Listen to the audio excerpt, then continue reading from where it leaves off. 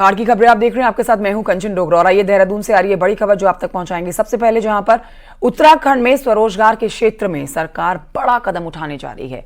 आज 10:30 बजे सीएम आवास पर आईटीबीपी और पशुपालन विभाग के बीच में एमओयू साइन होगा, जिसमें स्थानीय ग्रामीणों से मटन, चिकन, मछली खरीदने को लेकर दोनों के बीच में करार होगा। 3 सीमांत जिलों से योजना की शुरुआत होगी। बता दें आपको, उत्तरकाशी, चमोली और पिथौरागढ़ में आईटीबीपी तैनात है।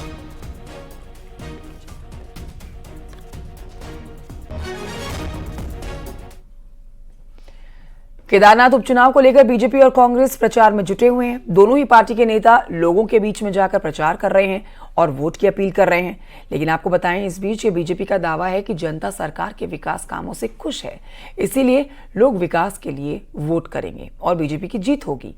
कांग्रेस इस पर कहती है कि जनता सरकार से नाराज है, लिहाजा उपचुनाव में कांग्रेस की जीत पक्की है। अब आपको बता देते हैं कि बीजेपी ने आशा नौटियाल को अपना उम्मीदवार बनाया, जबकि कांग्रेस ने मनोज रावत को।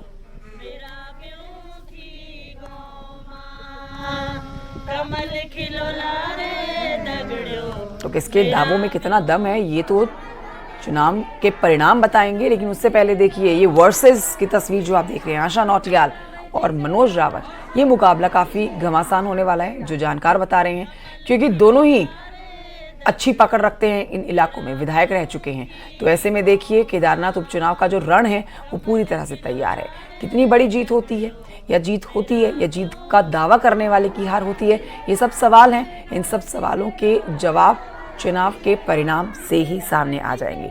बहरहाल बीजेपी भी अपनी जीत का दावा कर रही है और कांग्रेस पार्टी भी अपनी जीत का दावा कर रही है। बीजेपी एक तरफ कहती है कि स्थानीय लोग उनके काम से खुश हैं और कांग्रेस पार्टी कहती है कि बीजेपी के काम से जनता खुश नहीं है, इसी वजह से वोट इस बार कांग्रेस को जाएगा। किसके दावों में कितना दम है, ये जानकारी देंगे संदीप, हमारे सहयोगी और जानकारी के साथ मौजूद हैं। संदीप, देखिए घर घर जाकर प्रचार करना शुरू कर दिया गया है। अब ऐसे में आप बेहतर बता सकते हैं, जमीनी हकीकत की हवा किस तरफ जाती हुई दिखाई दे रही है, कांग्रेस या बीजेपी? जी बिल्कुल, आपको बता दें क्योंकि जो उपचुनाव है केदारनाथ में, उसमें कहीं न कहीं जो भाजपा और कांग्रेस दोनों पार्टियां कांटे के मुकाबले में, तो आपको ये भी बता दूं क्योंकि अब जो कोई भी ऐसा निर्दलीय मैदान में नहीं है जो भाजपा और कांग्रेस को टक्कर दे सकता है। और अब जो नामांकन के बाद जो प्रचार का दौर है वो शुरू हो चुका है और कहीं न कहीं वार प्लस वार का दौर भी शुरू हो चुका है। और आपको बता दें क्योंकि कांग्रेस लगातार, अगर बात करें मुद्दों की, तो कांग्रेस लगातार केदारनाथ धाम में जो सोना चोरी का मामला है उसको प्रमुखता से उठा रही है। इसके साथ जो दिल्ली में केदारनाथ मंदिर बनाने की जो बात हुई थी, उसको लेकर कहीं न कहीं कांग्रेस बीजेपी पर हमला करे और इसके साथ ही जो यात्रा को लेकर भी कांग्रेस बीजेपी से हमला कर रही है। लेकिन वहीं बीजेपी का कहना है कि कहीं न कहीं कांग्रेस जो धार्मिक मुद्दों को है उसको राजनीति में खींच रही है और ये कहीं न कहीं गलत है, क्योंकि कांग्रेस विकास के नाम पर कोई भी बात नहीं करना चाहती है। क्योंकि और बीजेपी का ये भी कहना है कि जो मुख्यमंत्री पुष्कर धामी है, उन्होंने पूर्व विधायक जो जिनके निधन के बाद ये चुनाव हो रहे, उनकी जो तमाम घोषणाएं थी, तमाम विकास के कार्य थे, उनको बीजेपी ने पूरा किया है और कहीं न कहीं इससे तेजी से कार्य चल रहा है। कहीं से बड़ी बात यह कि धार्मिक मुद्दों को लेकर और जो विकास के मुद्दों को लेकर उनको लेकर कांग्रेस से बीजेपी आपस में वार प्रचार का दौर चल रहा है। जी ओके, बहुत शुक्रिया आपका संदीप प्रसाद जानकारी के लिए।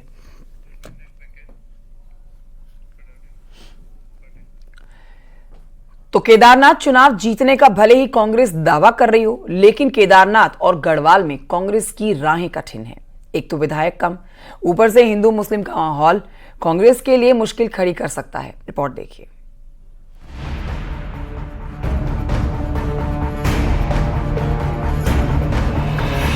– 2017 में गढ़वाल लोकसभा की एकमात्र सीट थी केदारनाथ, जहां से कांग्रेस विधायक जीते और 2022 में ये बद्रीनाथ के साथ हुआ। वहीं हरिद्वार को छोड़ बाकी गढ़वाल की बात करें तो 30 विधानसभा में से कांग्रेस के सिर्फ 3 विधायक हैं, जबकि कुमाऊं के पहाड़ी जिलों में 20 में से 6 विधायक हैं। मतलब ये कि कुमाऊं के मुकाबले गढ़वाल में कांग्रेस की पॉलिटिकल पोजीशनिंग कमजोर है। तो हल्द्वानी नैनीताल शहर छोड़ दिया जाए तो हिंदू मुस्लिम का माहौल भी गढ़वाल में गर्म है। ऐसे में पहले केदारनाथ और फिर 2027 के लिए क्या कांग्रेस अपनी पोजीशन बेहतर कर पाएगी? पौड़ी गढ़वाल सीट से कांग्रेस को उम्मीदवार रहे सीनियर नेता गणेश गोदियाल ऐसा नहीं मानते। 5 सीटों में जिस सीट से सबसे कम अंतर से चुनाव हारे हों, उस सीट पर एक विधानसभा क्षेत्र या उस इलाके के लिए ये कहना है कि यहाँ पर कांग्रेस पार्टी कमजोर है, मैं बिल्कुल इस बात से सहमत नहीं हूँ। और जो भारतीय जनता पार्टी एक बवंडर बनाकर चुनाव जीतने की कोशिश आपका मत हो सकता है कि वो इस तरह की कोशिश कर रही है, लेकिन ये कोशिश उनकी सफल नहीं हुई। कांग्रेस को सत्ता में वापसी करनी है तो गढ़वाल से ज्यादा विधायकों का जीत कराना जरूरी होगा। वहीं 2027 से पहले जहां एक तरफ केदारनाथ है तो दूसरी तरफ उत्तरकाशी में मस्जिद और चमोली में मुस्लिम समुदाय का विरोध है। बीजेपी दोनों बातों के लिए कांग्रेस को ही जिम्मेदार मानती है। बीजेपी की माने अगर घर घर बात पहुंचाने में कामयाब रहे तो 2027 में गढ़वाल कुमाऊं से सफाया होगा। डिजास्ट्रस है उनकी पॉलिसी डिजास्ट्रस है। और मैं तो कहूंगा यदि हम अपनी बात को घर घर तक समझाने में और पहुंचाने में सफल हुए तो 27 में कांग्रेस को यहां खाता खोलने के लाले पड़ जाने चाहिए।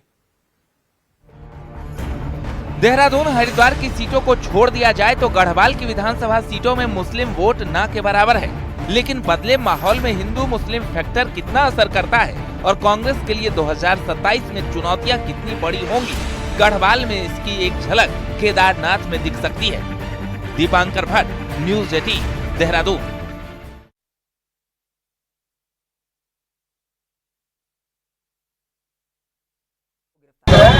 बांग्लादेशी नागरिक अवैध रूप से बॉर्डर पार करके भारत आया हुआ था और फिर कुछ समय के लिए महाराष्ट्र में भी रहा है, जो जानकारी मिल रही है, जिसके बाद 27 अक्टूबर को पिरान कलियर आया है। बांग्लादेशी नागरिक से पूछताछ लगातार जारी है। एयरपोर्ट अधिनियम के तहत केस दर्ज भी कर लिया गया है।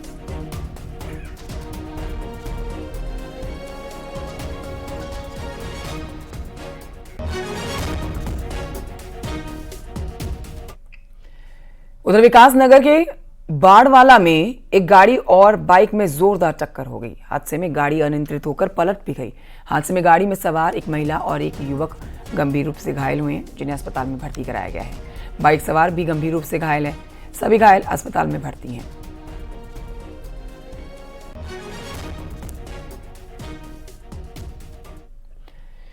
श्रीनगर गढ़वाल से खबर, जहां के पास कीर्तिनगर में एक नाबालिग लड़की के गायब होने की सूचना पर कीर्तिनगर के लोगों ने जमकर हंगामा किया। गुस्साए लोगों ने पहले तो कीर्तिनगर कोतवाली का घेराव किया और उसके बाद बाजार में विशेष समुदाय के लोगों की दुकानों में तोड़फोड़ भी की। पुलिस ने इस मामले को शांत कराया। नाबालिग लड़की को धर्मांतरण के लिए उकसाया जा रहा था, जिसकी रिपोर्ट 2 दिन पहले ही थाने में दी गई थी। पुलिस ने इस मामले में केस दर्ज कर लिया है, जिसके बाद अब लड़की के गायब होने के बाद लोग गुस्से में हैं। फिलहाल नाबालिग लड़की की खोजबीन के लिए पुलिस की टीम गठित कर दी गई है। पुलिस ने पॉक्सो एक्ट के तहत केस दर्ज किया है। सभी सीसीटीवी फुटेज भी दिखाए जा रहे हैं, देख रहे हैं, और भी अन्य लोगों के बयान लिए जा रहे हैं और अन्य भी जितने भी साक्ष्य संभावित हो सकते हैं वो साइंटिफिक तरीके से हम साक्ष्यों को कलेक्ट कर दिया जाएगा और ये विवेचना पूरी होने पर ही जो ये बताया जा सकता है इसमें क्या कार्रवाई की जा सकती है और विवेचना के आधार पर इसमें कार्रवाई की जाए।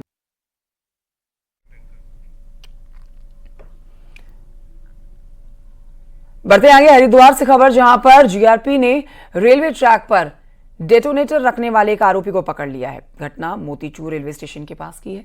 हरिद्वार जीआरपी को मुरादाबाद रेलवे मंडल के कंट्रोल रूम में सूचना मिली थी कि मोतीचूर रेलवे स्टेशन के पास रेलवे ट्रैक पर डेटोनेटर्स पड़े हैं। जीआरपी ने मौके पर पहुंचकर डेटोनेटर को जब्त किया है और सीसीटीवी के जरिए यूपी के रामपुर के रहने वाले अशोक को संदिग्ध हालत में रेलवे ट्रैक पर टहलते हुए पकड़ा है। आरोपी अशोक के पास से पुलिस को कई डेटोनेटर बरामद हुए हैं। पुलिस मामले की जांच कर रही है।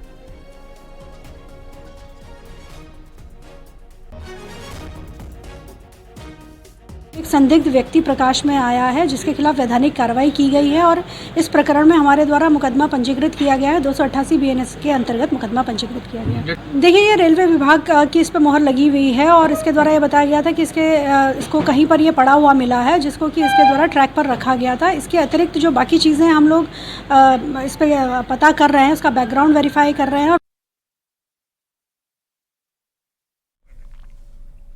और ये बढ़ते हैं आगे कोटद्वार की खबर जानी, जहां पर लोगों ने जशोधरपुर इंडस्ट्रियल एरिया में मौजूद सरिया बनाने वाली फैक्ट्रियों के खिलाफ प्रदर्शन किया है। लोगों का कहना है कि फैक्ट्री से निकलने वाले धुएं की वजह से उनकी और उनके बच्चों की तबीयत खराब हो रही है।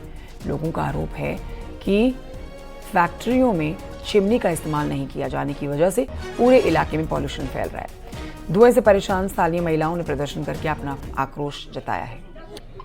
सेवा में श्रीमान जिलाधिकारी कोटद्वार गढ़वाल विषय जसवंतपुर बाबर। हमारे बच्चे को सांस की बीमारी हो गई, बोलते हैं दादी हमारा सांस फूल रहा है, इतना भी चाहते हैं हम तो बच्चों को बहुत परेशानी हो रही है, हमारा भी सिर दर्द हो रहा है, धुआं से बहुत परेशान है।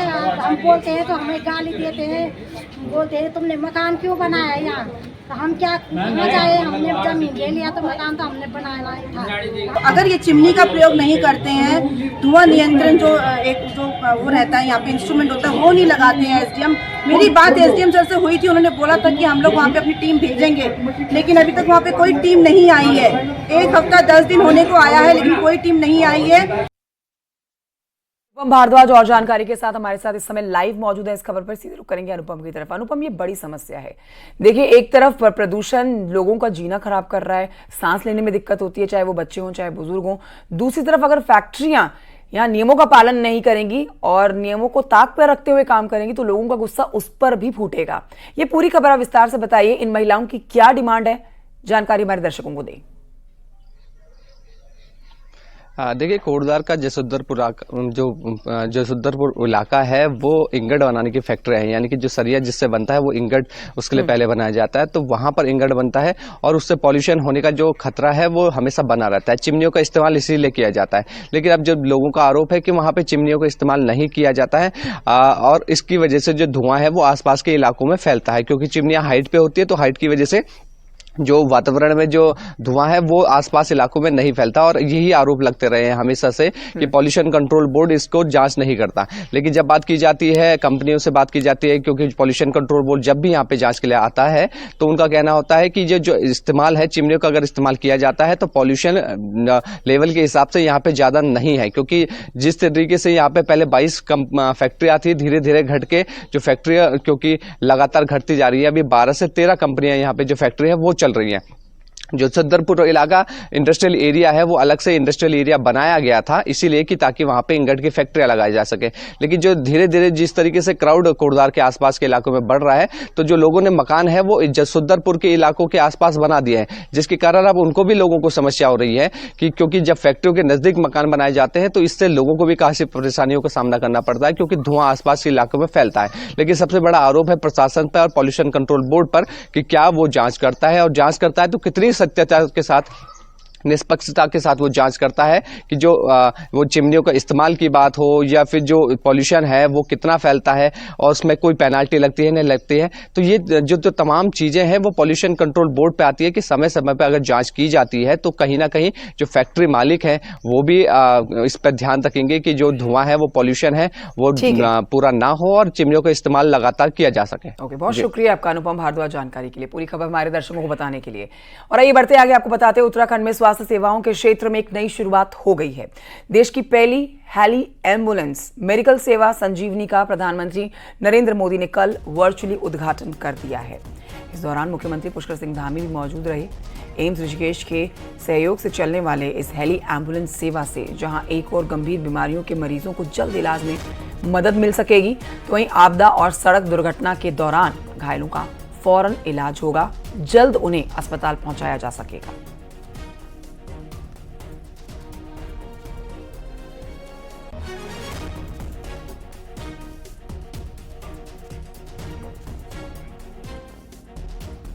और इमरजेंसी के समय में लोगों के जीवन को बचाने में उनको सरलता से उपचार प्राप्त हो, उसमें एक महत्वपूर्ण कदम साबित होगा।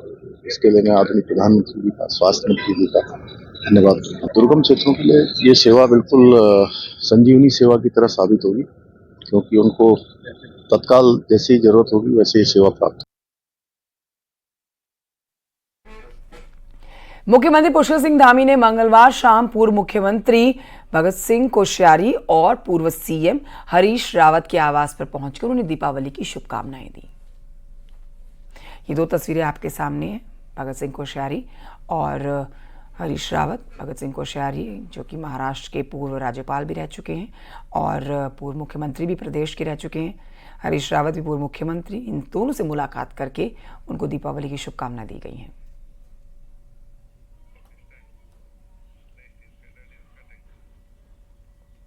कल शाम मुख्यमंत्री पुष्कर सिंह धामी देहरादून के डिफेंस कॉलोनी रोड पहुंचे। जहां बच्चों के बीच में जाकर उन्होंने दीपावली की शुभकामनाएं दी और बच्चों को गिफ्ट भी दिए। बच्चों के साथ मुलाकात के दौरान की भी तस्वीरें आप देख रहे हैं। लगातार आप मुख्यमंत्री पुष्कर सिंह धामी का त्योहारी सीजन में कह सकते हैं या फिर एक अलग अंदाज देखते ही हैं, चाहे वो मॉर्निंग वॉक करने को लेकर हो या फिर त्योहार में जनता के बीच में जाकर उनको शुभकामनाएं देने का हो। तो वैसा ही एक अलग अंदाज कल भी देखने को मिला है। बच्चों को मुख्यमंत्री पुष्कर सिंह धामी ने दीपावली की शुभकामनाएं दी और गिफ्ट्स भी दिए।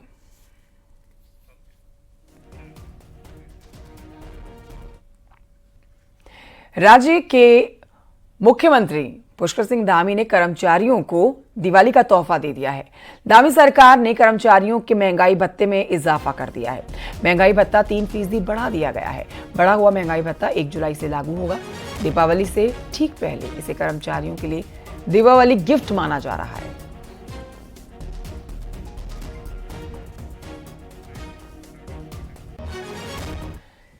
हरिद्वार में नवनिर्मित मेडिकल कॉलेज की शुरुआत हो गई है।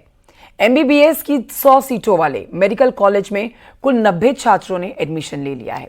कॉलेज में मेडिकल की पढ़ाई भी शुरू हो चुकी है। बाकी सीटों पर भी जल्द एडमिशन प्रक्रिया पूरी कर ली जाएगी। मेडिकल कॉलेज के प्रिंसिपल डॉक्टर रंगील रैना ने ये जानकारी दी है कि मेडिकल कॉलेज में शिक्षण कार्य सुचारू ढंग से कराया गया है। छात्रों को पढ़ाने के लिए पर्याप्त फैकल्टीज मौजूद है।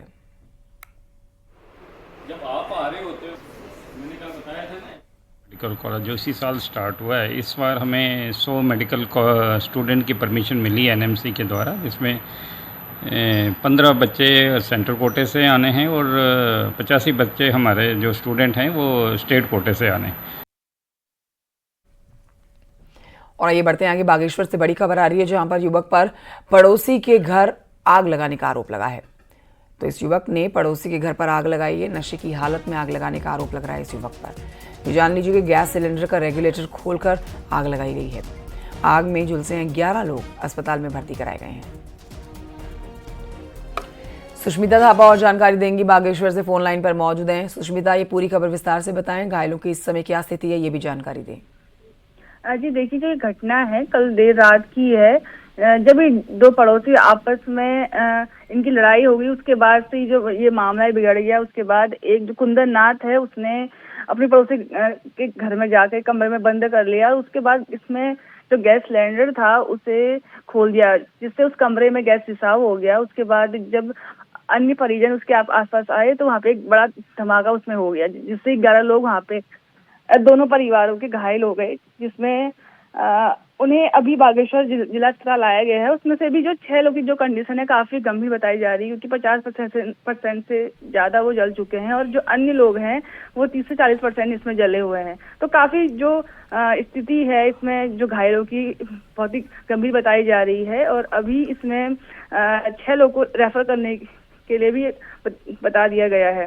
और लगातार इस घटना से पुलिस भी, प्रशासन भी मौके पे है और पता कर रहा है किस तरह से ये जो घटना है इसमें हुई है। सुष्मिता थापा, बहुत शुक्रिया आपका जानकारी के लिए। लोक कलाओं को सहेजने में कुमाऊं के लोगों का कोई जवाब नहीं है। यही वजह है कि यहाँ के लोगों ने सदियों पुरानी लोक कलाओं को आज भी जिंदा रखा हुआ है।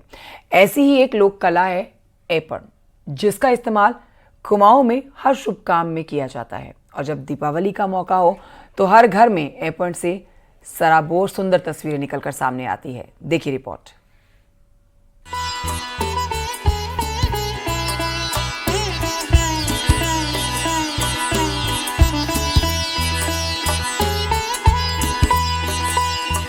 एपण यानी अल्पना एक ऐसी लोक कला है जिसका इस्तेमाल कुमाऊं में सदियों से जारी है। यहाँ एपण कलात्मक अभिव्यक्ति का भी प्रतीक है। इस लोक कला को अलग अलग धार्मिक अवसरों के मुताबिक उकेरा जाता है। विवाह, जनेऊ, नामकरण और त्योहारों के अवसर पर हर घर में एपण सजाया जाता है। देखने में भले ही ये आसान से नजर आते हों, लेकिन इन्हें बनाने में ग्रह स्थिति और धार्मिक अनुष्ठानों का खास ध्यान रखा जाता है। देख सकते हैं कि महाराष्ट्र में रंगोली की प्रथा है, अल्पना की प्रथा है, वैसे ही कुमाऊनी आर्ट में कुमाऊं में ऐपन की प्रथा है।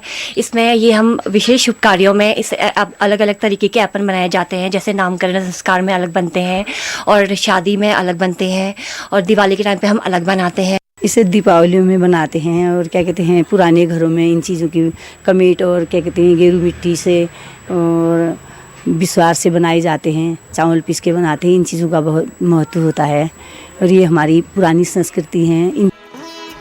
पुराने दौर में ऐपड़ बनाने में जहां गोबर, चावल और गेरू को प्रयोग में लाया जाता था, वहीं आज इन्हें बनाने में पेंट और ब्रश का इस्तेमाल किया जाने लगा है। यही नहीं, त्योहारों में अब रेडीमेड ऐपड़ भी बाजारों में मिलने लगे हैं, जो समय तो बचाते ही हैं, साथ ही साथ समंदर पार बैठे कुमाऊनी लोगों का घर भी सजाते हैं। समय के साथ ऐपड़ में भले ही काफी बदलाव आया हो, लेकिन इसका जादू आज भी बरकरार है। ये पहाड़ की एक ऐसी कला है जो पीढ़ी दर पीढ़ी बिना ट्रेनिंग के ही आगे बढ़ रही है।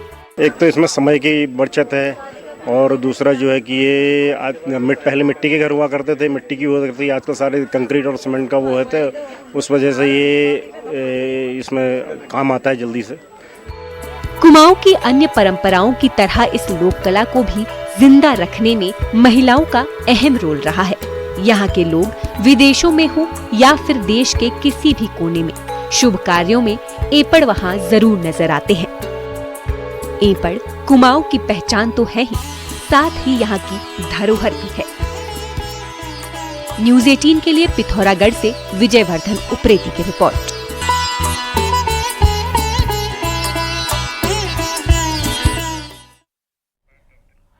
और आइए आगे बढ़ते आपको दिखाते हैं पहाड़ टॉप 10।